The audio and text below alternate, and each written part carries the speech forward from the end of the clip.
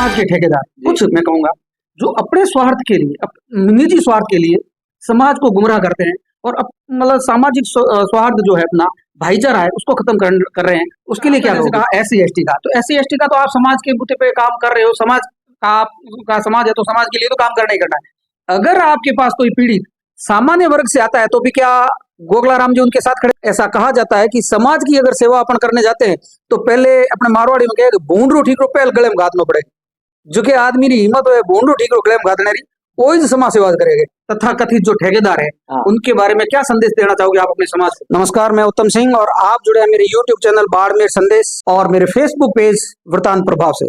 आज हम यहाँ मेघवाल समाज के सबसे बड़े भामाशाह कह लो, आप समाज सेवक कह लो, और आपने पुलिस प्रशासनिक सेवा में भी सब इंस्पेक्टर रहते हुए आपने सेवा की, पुलिस प्रशासन में बहुत बढ़िया काम किया। आप मेडल दे सकते हो, ये सारे के सारे जो मेडल है वो यूं ही नहीं मिले, तो इन्होंने बहुत सराहनीय काम किया तभी मिले।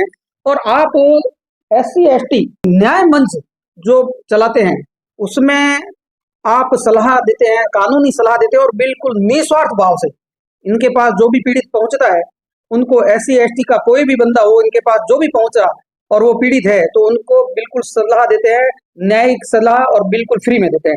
तो मैं स्वागत करूंगा, पहले तो मेरे YouTube चैनल पे आपका स्वागत है गोगला राम जी, और आपसे हम जानना चाहेंगे कि आप समाज सेवा कर रहे हो, इतने बड़े स्तर पे समाज सेवा कर रहे हो, ये बहुत ही विरले कर पाते हैं, क्योंकि ऐसा कहा जाता है कि समाज की अगर सेवा अपन करने जाते हैं तो पहले अपने मारवाड़ी में कहे भूंडरू ठीक रो पहल गले में घातनो पड़े, जो कि आदमी की हिम्मत हो भूंडरू ठीक रो गले में घातने रही कोई समाज सेवा करेंगे। तो आप बहुत ही सराहनीय काम कर रहे हो, ये प्रेरणा आप लोग कैसे मिले? मैं जब से नौकरी कर रहा था तो नौकरी के दौरान मैंने ईमानदारी से काम किया था और मैं नौकरी के दौरान अच्छा कार्य और लोगों के मधुर संबंध रखने के कारण मेरी मिसेज को इमिया देवी को चौकड़ा में निर्मल सरपंच बनाया गया और मैंने वो भी कार्य किया।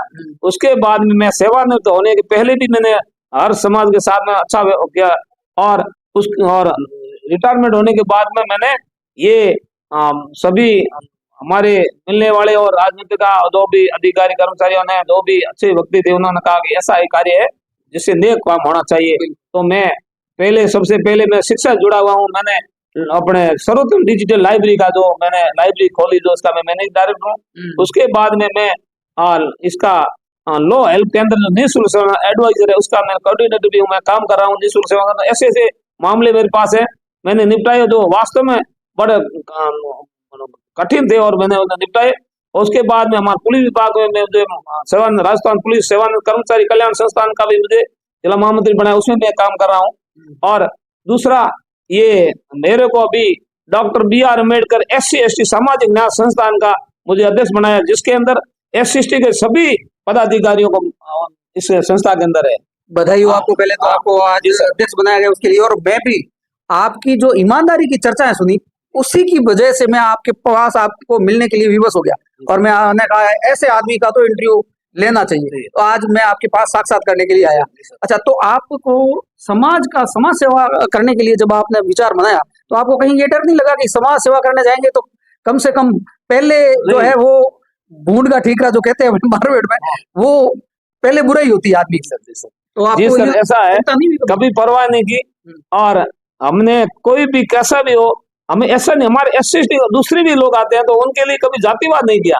क्यों मैं जिला पुलिस अधीक्षक कार्यालय के अंदर मैंने 10 साल क्राइम के दौरान में काम किया, जो पुलिस अधीक्षक और मेरे पर जितना विश्वास है ये सीधा लड़का और सीधा काम करता है और ईमानदारी से काम, इसलिए मैंने ईमानदारी से काम किया और ईमानदारी अभी भी मैंने ये ईमानदारी काम करने में और यहाँ जुड़ा हुआ हूँ और इसकी लो हेल्प चलाता हूँ और दूसरे काम करता हूँ।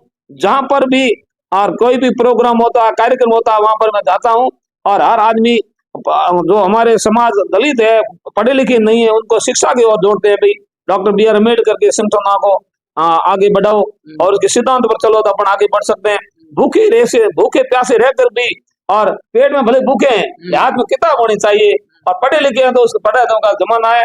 और हमारे क्षेत्र के अंदर ये सबसे बड़ा समस्या मैंने आई कि हमारे दलित वर्ग जो SC ST लोगों में नहीं तो कोई दुकान है, नहीं कुछ नहीं है और न कोई सोशल मीडिया पर है, नहीं कोई पत्रकारिता कोई है, कोई नहीं है। और हमारी न्यूज भेजते हैं तो हमारी कोई न्यूज छापता ही नहीं है। हम क्या कर सकते हैं? और हमारे तो संतप्त मीडिया तो कम से कम आपको धन्यवाद देता हूं कि आप और पधार करके और ये हमारा जो इंटरव्यू लिया, और लोग लेते नहीं है, लेकिन आप एक बहुत महान व्यक्ति है जो हमारे पत्रकार मतलब और ये चीफ आपके चीफ है, इसलिए आप यहाँ आपका जो इंटरव्यू वो संतुष्ट हुआ हूँ कि आपके सेटिस्फाइड हुआ हूँ कि आप तरीके से और करीब बात कर रहे हो। नहीं, आपका ये तो बड़प्पन है। और आपकी पीड़ा, ये इस बात को लेकर के पीड़ा भी झलकती है कि ये पीड़ा है कि कोई आपकी न्यूज को कवरेज नहीं देता। अच्छा, दूसरा मैं आपसे पूछना चाहता हूँ कि जैसे मैं मतलब थोड़ा सा हटके पूछ रहा हूँ आपसे कि अगर आपने जैसे कहा SC ST का, तो SC ST का तो आप समाज के बूते पे काम कर रहे हो, समाज का आपका समाज है तो समाज के लिए तो काम करना ही करना है। अगर आपके पास कोई पीड़ित सामान्य वर्ग से आता है तो भी क्या गोगला राम जी उनके साथ खड़े रहेंगे? बिल्कुल, उसका न्याय के लिए जो सुसंगत और न्याय संगत है उनके साथ खड़ा रहना चाहिए। मेरा भले भाई हो, लेकिन मैं न्याय काम करता हूँ, न्याय का बहुत बड़ी बात कही इन्होंने कि मैं जाति पक्ष नहीं करता।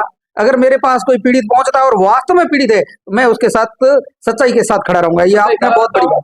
और ऐसे ऐसे मामले हैं जो परिवाद होती है, उनको किसी अनपढ़ों को पता नहीं चलता, वो थाने का चक्कर काटता है, थाने में जाता है। लेकिन मैं एक कानून की बात कहता हूँ कि CRPC IPC लिखा है कि कोई भी मुकदमा कैसे दर्ज होता है, मुकदमे में हर आदमी को पता नहीं है। जब रिपोर्ट जाती है तो सबसे पहले CRPC 1 के अनुसार, जो भी 154 के अनुसार जो भी FIR आती है तो थाना अधिकारी मुकदमा दर्ज करना चाहिए और उसको कॉपी देना चाहिए शुल्क। यदि वो नहीं देते हैं तो दूसरा विकल्प है, वो 156 जो 2 है उसके अंदर, 54(2) के अंदर, तो उसके अंदर SP साहब के पास जाकर मुकदमा दर्ज करने का SP साहब आदेश देंगे, थाना अधिकारी मुकदमा दर्ज करें।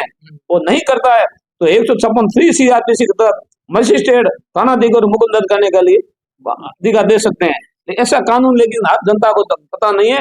लोग बेचारे कोर्टों में घूमते हैं, कोई भी त्रुटि रहने के कारण मुलजिम बरी हो जाता है, उनकी हमेशा लिए परेशानी आती है।